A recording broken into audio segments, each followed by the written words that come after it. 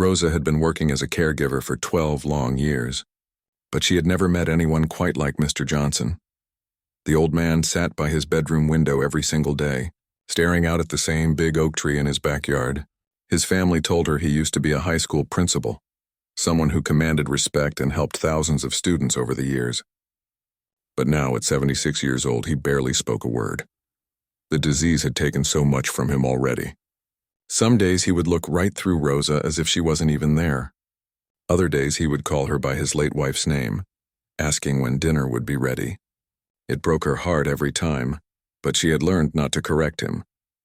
Instead, she would simply smile and go along with whatever world he was living in that day. Rosa's job wasn't easy. She came to his house 3 times a week, Monday, Wednesday, and Friday. Each visit lasted about 6 hours, and in that time she had to help him with everything. Getting dressed in the morning was always a struggle. He would sometimes forget how buttons worked or put his shirt on backwards. Bath time was even harder because he didn't understand why this stranger was trying to help him wash. But the hardest part wasn't the physical care. It was watching someone who used to be so smart and strong become confused and scared. Mr. Johnson's son had hired Rosa through a local agency after trying to care for his father himself for months. The family was kind enough, but Rosa could see the exhaustion in their eyes. They loved the old man, but they had their own lives to live, their own problems to solve. Rosa understood this better than most people realized. She was a single mother raising 2 kids on her own. Her daughter was 15 and dreamed of becoming a doctor someday. Her son was 12 and loved playing soccer more than anything in the world. Every dollar Rosa earned went toward rent, groceries, school supplies, and keeping their small apartment warm during the cold winter months. Working as a caregiver meant dealing with a lot of sadness. She had cared for dozens of elderly people over the years, and she had watched many of them slip away from their families piece by piece. But something about Mr. Johnson reminded her of her own grandfather back in Mexico, a gentle man who used to tell her stories about birds and teach her songs his mother had sung to him. One afternoon, about 3 weeks into caring for Mr. Johnson, Rosa was having a particularly difficult day. He had refused to eat his lunch, pushing the plate away and shaking his head like a stubborn child. She had tried everything, cutting his sandwich into smaller pieces, offering him different drinks, even sitting beside him and pretending to eat her own food first. Nothing worked. Feeling frustrated and tired, Rosa began humming a song without even thinking about it. It was an old lullaby her grandmother used to sing when Rosa was little and couldn't fall asleep. The melody was simple and sweet, something about little birds flying home to their nests at the end of the day. She had sung this same song to her own children when they were babies, and somehow it always made everything feel more peaceful. As she hummed and started singing the words softly in Spanish, something amazing happened. Mr. Johnson stopped pushing his food away and looked directly at her, really looked at her, not through her like usual. His eyes seemed clearer, more focused than she had seen them in weeks. He tilted his head slightly as if he was trying to remember something important. Then, to Rosa's complete surprise, he started moving his lips. Not to speak, but as if he was trying to follow along with the melody. He couldn't remember the Spanish words, of course, but somehow the tune seemed to reach a part of his mind that was still working, still listening. Rosa kept singing, her voice barely above a whisper. She sang about the little birds and their safe journey home, about mothers waiting with open arms, about love that never dies even when everything else changes. And Mr. Johnson sat there completely calm for the first time since she had started caring for him, occasionally making soft humming sounds that almost matched her melody. When the song ended, something magical happened. Mr. Johnson picked up his sandwich and took a small bite, then another. He ate almost half of his lunch that day, more than he had eaten in a week. Rosa felt tears forming in her eyes, but she blinked them away and started singing another gentle song.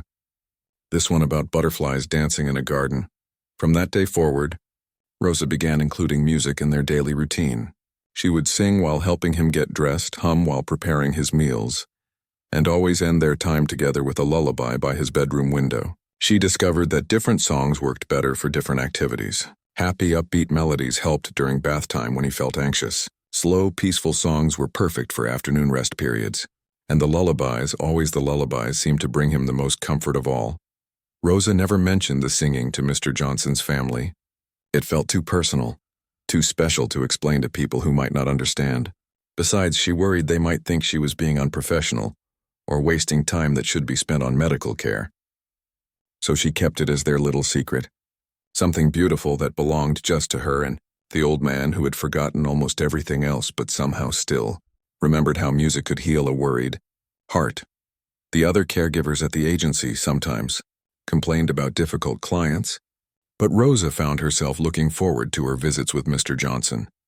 Yes, he still had bad days when the confusion was overwhelming. Yes, he still sometimes forgot who she was or where he was supposed to be. But now they had something special together, something that made even the hardest days feel a little brighter. During their quiet musical moments, Rosa would think about her own grandmother, who had died when Rosa was just 18 years old. Her grandmother had always said that music was like medicine for the soul, that it could reach places where words couldn't go and heal wounds that doctors couldn't see.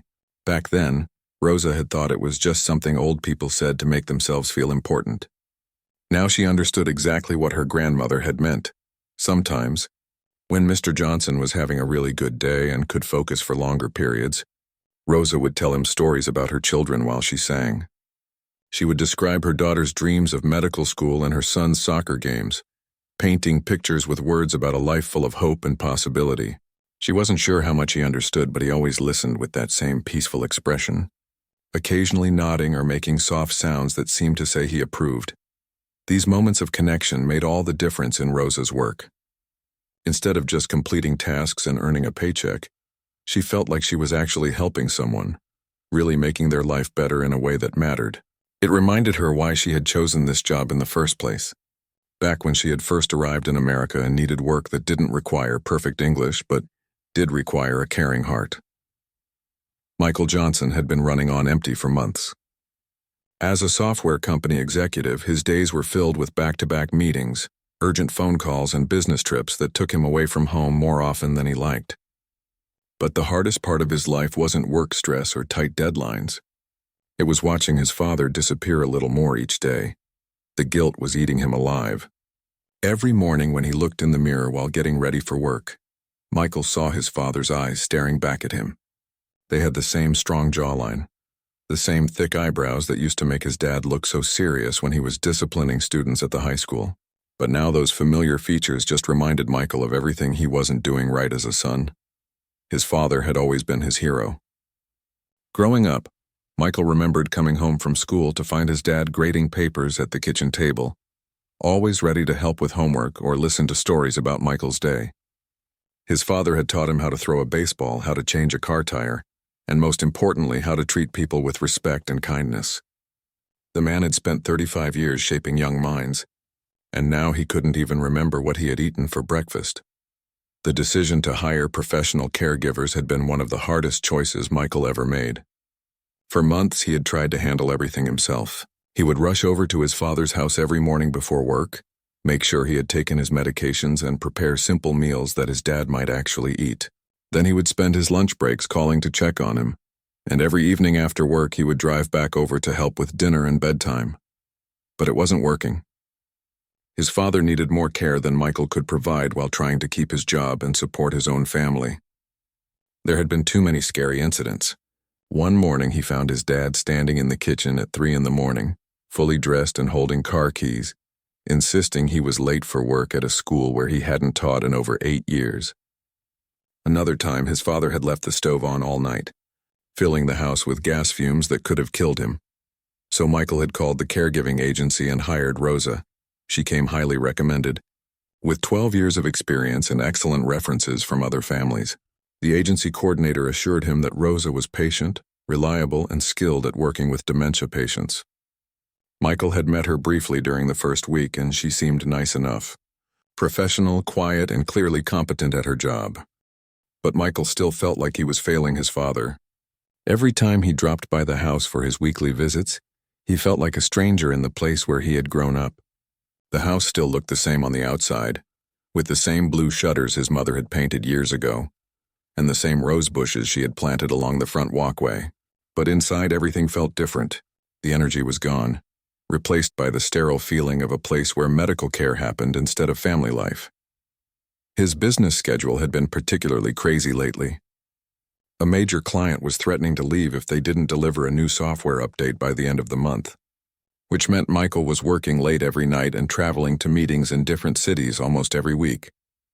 He hadn't seen his father in 10 days, and the guilt was making it hard to concentrate on anything else. On Tuesday afternoon, Michael finally managed to clear his schedule early. Instead of his usual Saturday visit, he decided to surprise his dad with an impromptu trip.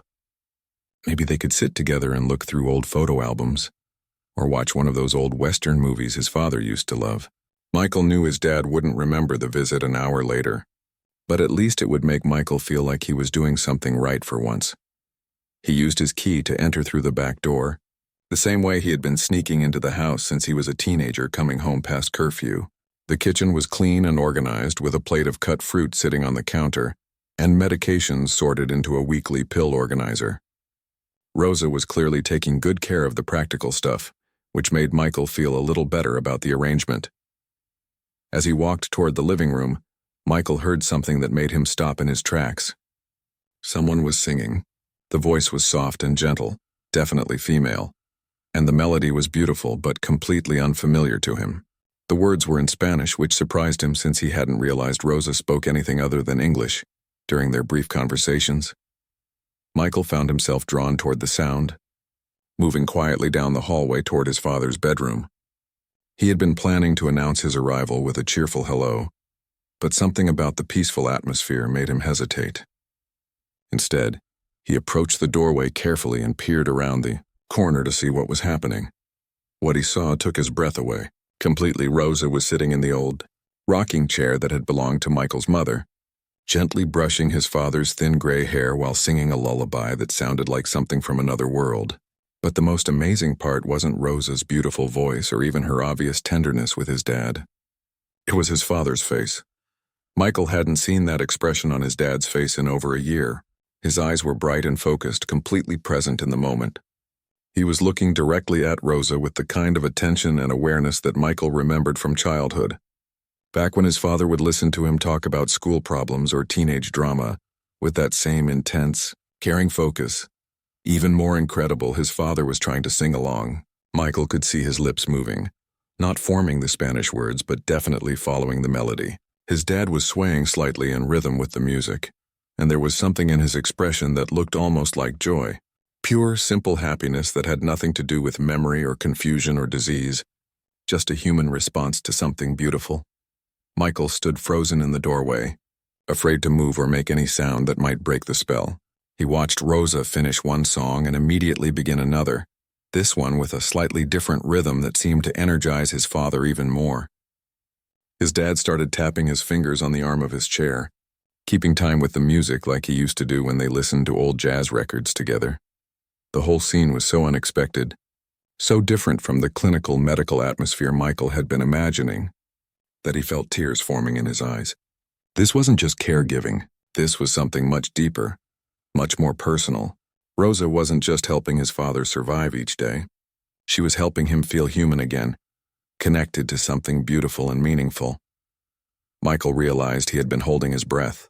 Very slowly, he backed away from the doorway and made his way quietly back to the kitchen. His planned visit suddenly felt like an intrusion on something sacred, something private that belonged to Rosa and his father. Instead of interrupting, he decided to wait and think about what he had just witnessed. He sat at the kitchen table where his father used to grade papers, listening to the distant sound of Rosa's voice floating down the hallway. For the first time in months, Michael felt something that had almost disappeared from his life: hope. Maybe his father wasn't as lost as everyone thought. Maybe there were still ways to reach him, still moments of connection possible, still reasons to believe that love could bridge the gap that disease had created between them.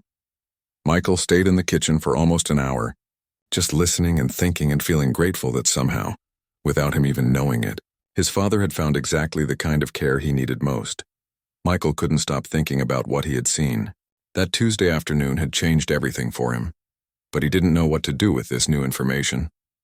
For 3 days, he replayed the scene in his mind: his father's bright eyes, Rosa's gentle voice, and most importantly, the peaceful happiness on his dad's face that he hadn't seen in so long. At work, Michael found himself distracted during important meetings. While his colleagues discussed quarterly reports and budget forecasts, his mind kept drifting back to that Spanish lullaby and the way his father had tried to sing along. He started researching music therapy during his lunch breaks, typing questions into search engines and reading medical studies he barely understood. What he found amazed him. Study after study showed that music could reach dementia patients in ways that regular conversation couldn't. Scientists had discovered that musical memory was stored in a different part of the brain, one that often remained intact even when other areas were damaged by disease. Patients who couldn't remember their own names sometimes remembered every word of songs from their childhood. The research suggested that music therapy could reduce anxiety, improve mood, and even help with eating and sleeping problems. But Rosa wasn't a trained music therapist. She was just a caregiver who happened to sing to his father. How had she known to do something that doctors and specialists were just beginning to understand? Michael decided he needed to observe more carefully, but he didn't want to make Rosa feel uncomfortable or watched. He started changing his visit schedule, showing up at different times and staying longer when he did come by. He told Rosa he was trying to spend more time with his father, which was true even if it wasn't the whole truth. What he discovered over the next few weeks surprised him even more than that first afternoon. Rosa's approach to caring for his father was completely different from what Michael had expected from a professional caregiver. She didn't just complete tasks and move on to the next item on a medical checklist. Instead, she treated his father like a real person with feelings, preferences, and dignity. During one visit, Michael arrived just as Rosa was helping his father get dressed. Instead of simply pulling clothes over his head and rushing through the process, she was talking to him about the weather outside and asking his opinion about which shirt looked better.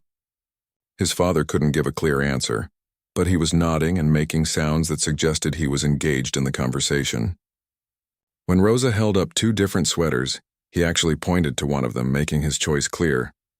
Another time, Michael found them looking through old photo albums together.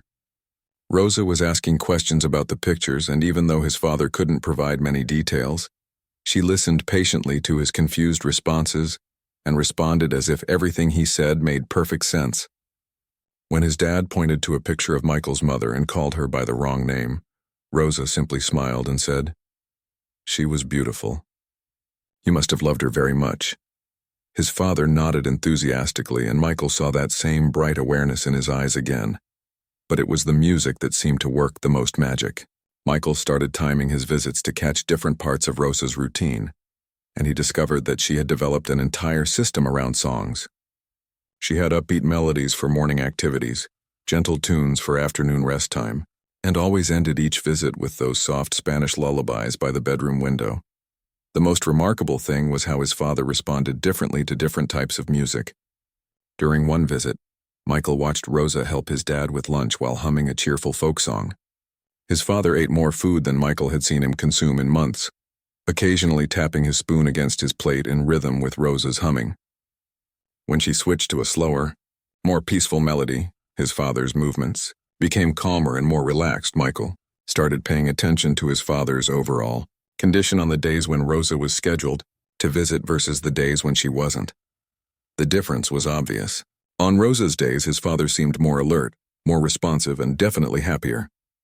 He slept better those nights, according to the notes Michael had started keeping. He even seemed to have fewer episodes of confusion and agitation. Curious about Rosa's background, Michael began asking casual questions during their brief conversations. He learned that she had grown up in a small village in Mexico, where music was a central part of daily life. Her grandmother had been known throughout their community for her healing songs, lullabies for sick children, work songs for difficult tasks, and celebration music for happy occasions. Rosa had learned hundreds of these songs as a child, absorbing melodies and rhythms that had been passed down through generations. What really surprised Michael was discovering that Rosa had actually been a music teacher before coming to the United States. She had taught elementary school children back in Mexico, using songs and rhythms to help them learn everything from basic math to reading skills. But when she arrived in America with her two young children and limited English, She couldn't get certified to teach in the school system.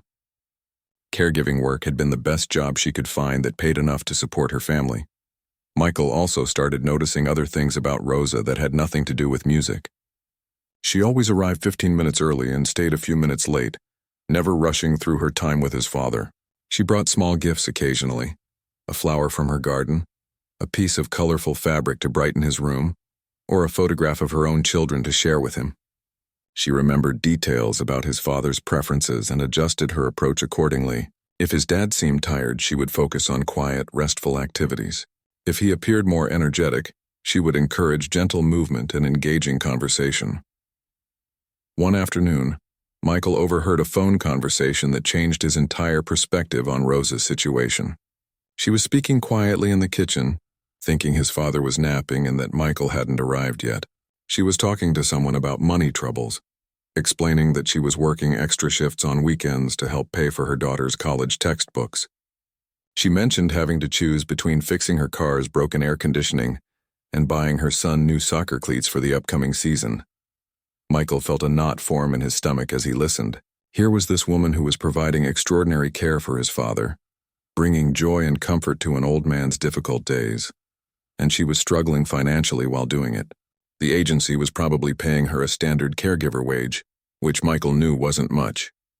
Meanwhile, she was giving his father something priceless, genuine human connection and therapeutic music that was actually helping his condition improve. That evening, Michael couldn't concentrate on anything. He kept thinking about Rosa's situation and wondering what he could do. She was clearly gifted at working with dementia patients, with an intuitive understanding of how music could heal and comfort. But she was stuck in a job that didn't fully utilize her skills or pay her what she deserved. Michael started researching music therapy programs at local colleges, curious about what it would take for someone like Rosa to become officially certified. The programs were expensive and time-consuming, requiring at least 2 years of specialized study. For a single mother working multiple jobs just to pay basic expenses, pursuing additional education would be nearly impossible without significant financial support. As he read about the growing demand for music therapists in memory care facilities and hospitals, Michael began forming an idea that seemed both crazy and perfect at the same time.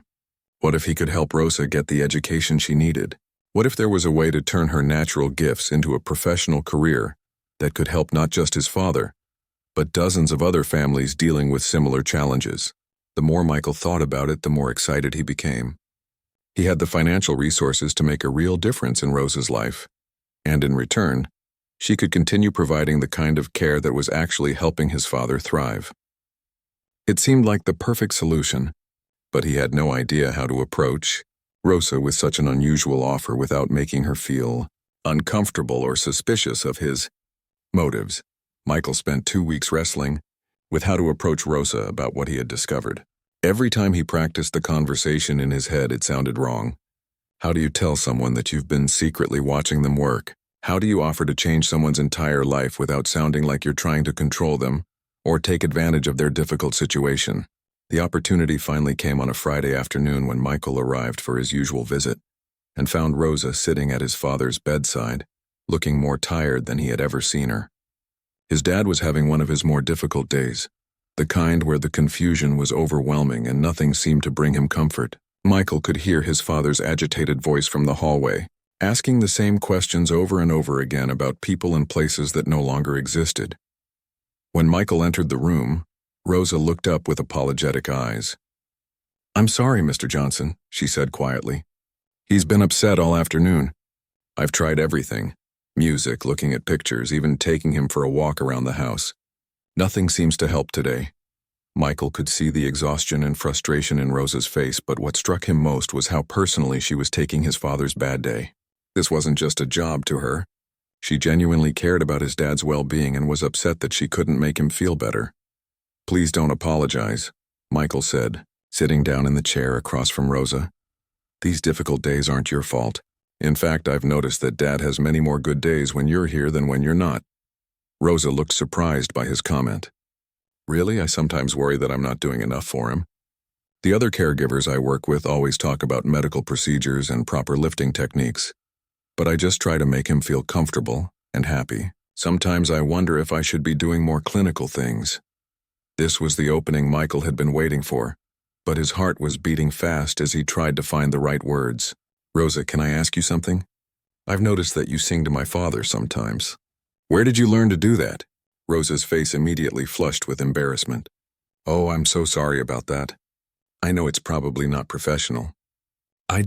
When I was little, my grandmother always said that music could heal hearts that medicine couldn't reach. I hope you don't mind. I can stop if you think it's inappropriate." "Mind?" Michael shook his head emphatically. "Rosa, the singing is the most therapeutic thing anyone has done for my father in months. I've seen him respond to your music in ways that he hasn't responded to anything else. His doctors have been amazed by his improvement lately, and I think you're the reason why." The surprise on Rosa's face was genuine. "I am, but I'm not a real music therapist or anything. I just remember songs from when I was young and think, maybe they might help him feel less alone." Michael leaned forward in his chair. "That's exactly what I want to talk to you about. Rosa, were you a teacher before you came to America?" For a moment, Rosa looked almost frightened, as if she thought she was in trouble for something. "Yes, I taught music to children in elementary school back in Mexico. But that was a long time ago, and my English wasn't good enough when I first came here to get certified to teach in American schools. Caregiving work was what I could find that paid enough to take care of my children." "How long ago was that?" Michael asked gently. "Almost 15 years now. My daughter was just a baby and my son wasn't even born yet. I always thought maybe someday I could go back to teaching, but..." Rosa shrugged, a sad smile crossing her face. "Life gets busy. Bills need to be paid. There's always some emergency or expense that takes priority over dreams." Michael felt his chest tighten with emotion. Here was a woman who had sacrificed her career and passion to provide for her family. And now she was using those same gifts to help his father without even realizing how valuable they were. "Rosa," he said carefully, "what you're doing with my father isn't just kindness. It's actually a real medical treatment called music therapy. There are programs at universities that train people specifically to do what you're already doing naturally, and there's a huge demand for music therapists who can work with dementia patients."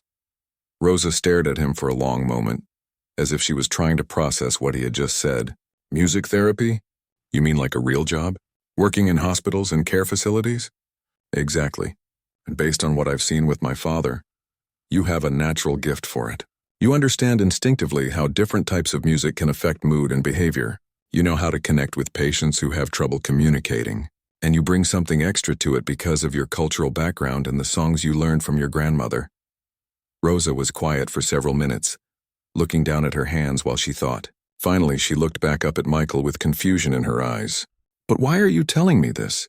I mean, I appreciate the kind words, but going back to school would be impossible for me right now. I have 2 kids depending on me, and I already work 6 days a week just to cover our basic expenses." This was the moment Michael had been preparing for, but he still felt nervous about how to present his idea without overwhelming her. "What if I told you there might be a way to make it possible? What if someone was willing to help with the costs and make sure you could continue supporting your family while you went to school?" Rosa's eyes widened and she looked almost suspicious. "I don't understand. Why would anyone do something like that for someone like me?" "Because," Michael said, feeling more confident now, "you've given my family something incredibly precious. You've brought joy and comfort to my father during the most difficult time of his life. You've helped him feel human again when I was afraid we had lost him completely. That's worth more than I could ever repay you." Rosa shook her head slowly.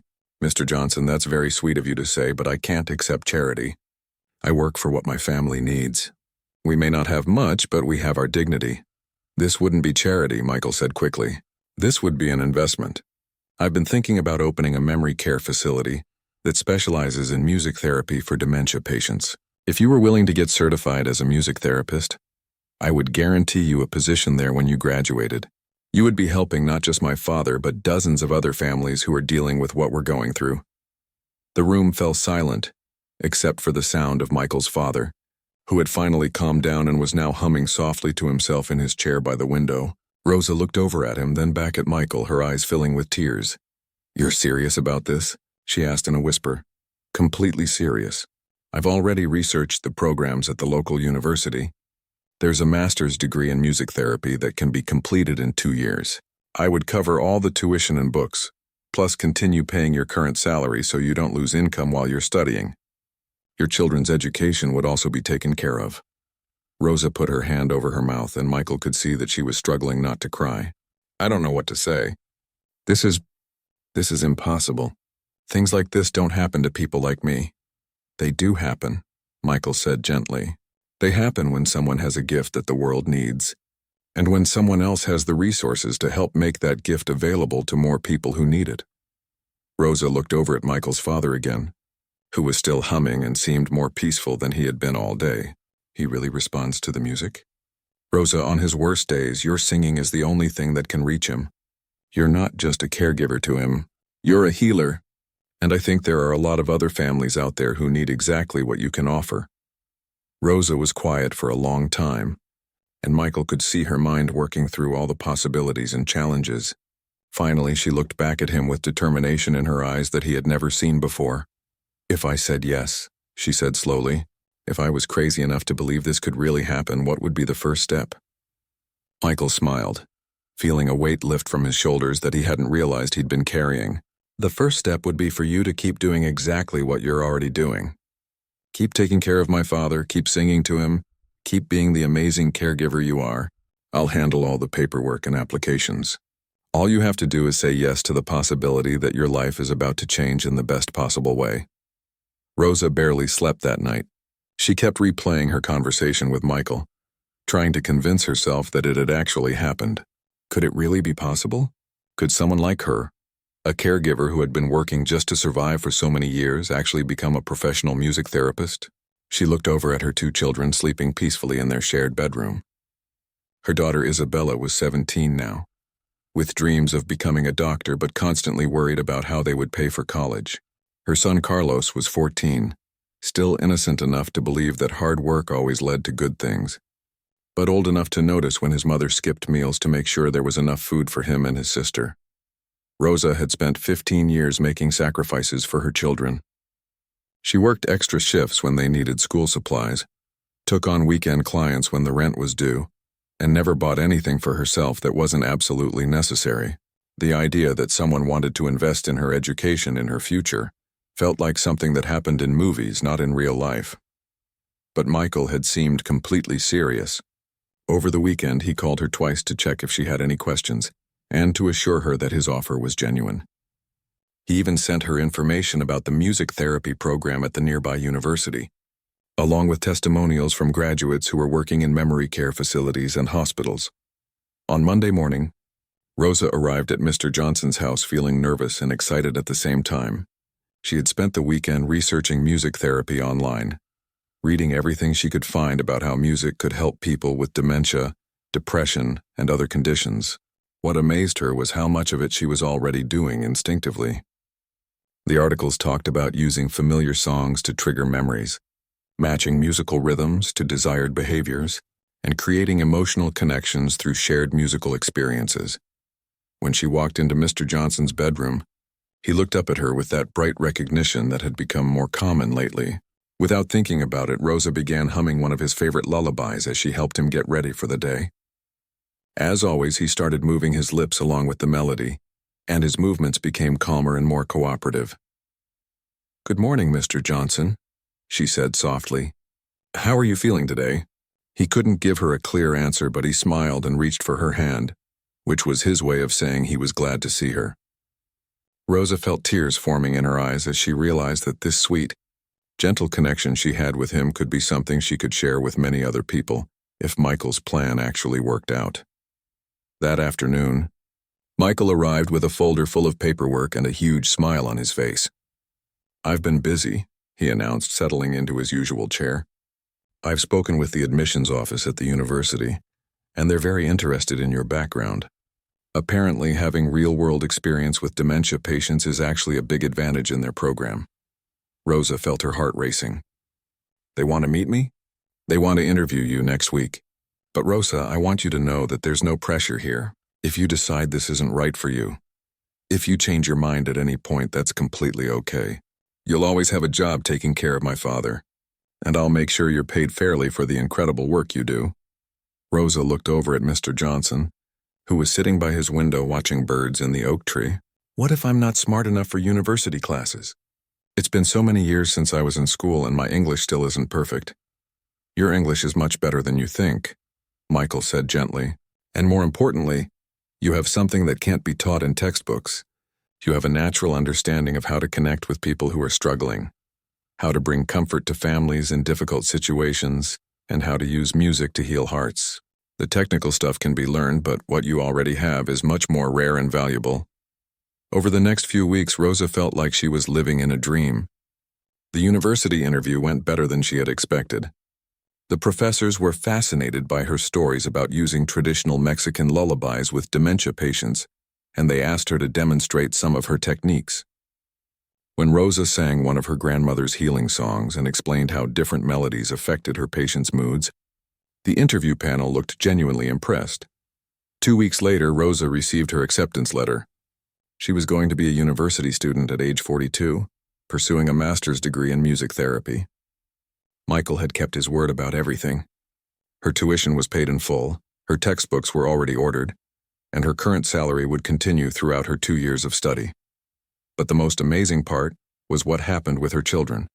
When Rosa told Isabella about the opportunity, her daughter cried tears of joy and said it was the first time in years that she felt hopeful about their family's future.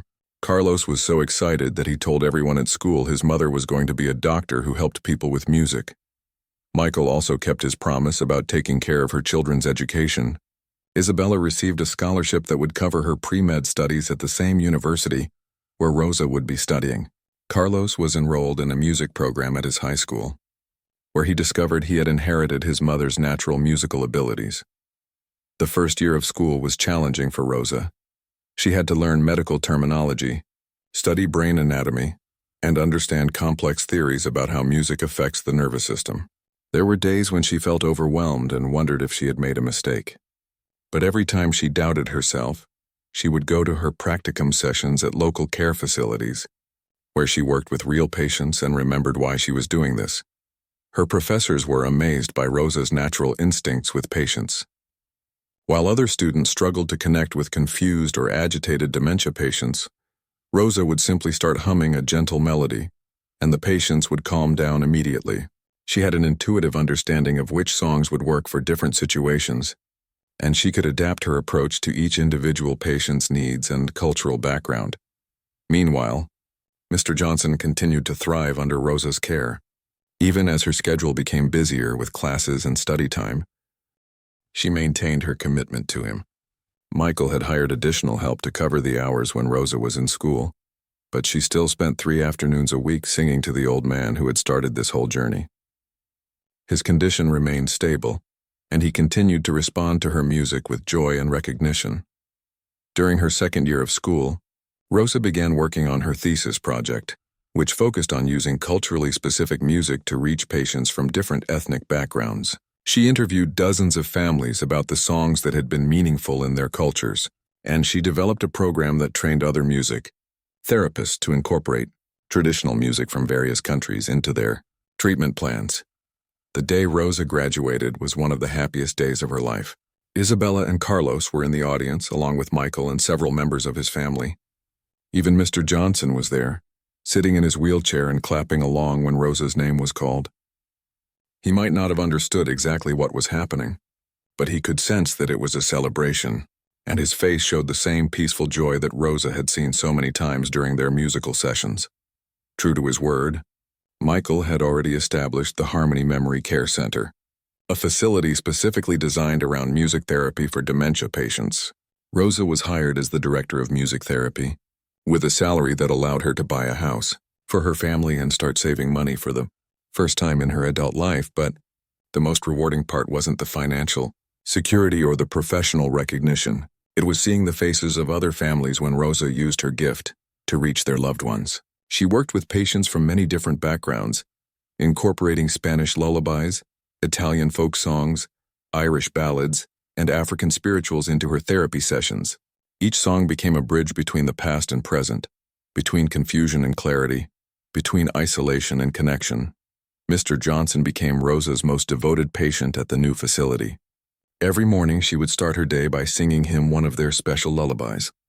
And every morning he would look at her with those bright, aware eyes, and try to hum along, proving once again that music really could heal hearts that medicine couldn't reach. Rosa often thought about her grandmother, who had passed away years before, seeing how her healing songs would eventually touch so many lives. She had always said that music was a gift meant to be shared, that it could travel across languages and generations to bring comfort to anyone who needed it. Now Rosa understood that her grandmother hadn't just been teaching her songs all those years ago. She had been preparing her for a mission she never could have imagined, one that would transform not just her own life, but the lives of countless families who needed exactly what she had to offer.